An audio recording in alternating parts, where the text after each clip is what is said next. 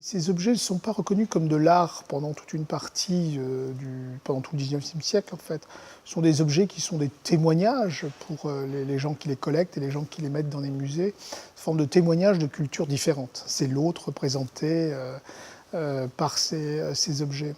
Leur statut d'œuvre d'art leur est donné par non pas le regard ni des missionnaires ni des anthropologues, mais par le regard des artistes. Et c'est les premiers cubistes, Vlaminck, les fauves d'abord avec Vlaminck, les cubistes avec Picasso, qui vont commencer à acheter ces objets au marché aux puces, donc à vil prix probablement, des objets qui n'intéressaient pas les gens, qui vont s'intéresser à leur forme. Donc c'est pas forcément la culture qui a un intérêt pour eux, mais plutôt l'objet en tant que tel. Et c'est l'objet en tant qu'il produit chez le peintre une émotion qui va être une sorte de médiateur, une sorte de catalyseur de quelque chose que l'objet produit.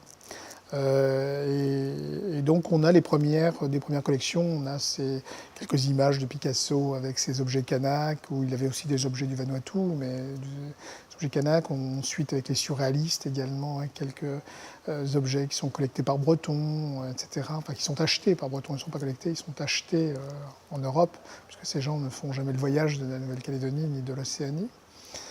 Et puis c'est cette reconnaissance finalement artistique qui va progressivement les faire apprécier par un public plus large. Des collections privées se montent indépendamment, des collections privées qui se sont montées précédemment.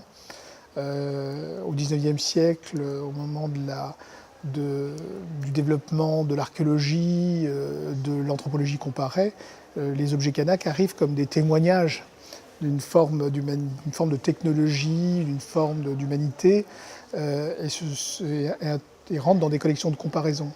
Là, au XXe siècle, on est dans une relation qui est plus libre finalement. On ne cherche pas à les comparer forcément, mais on essaie de les apprécier pour ce qu'elles sont.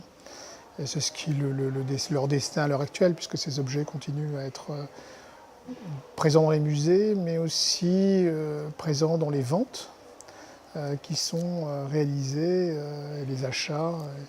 Il n'est pas rare de voir des objets Canaques passer en vente publique.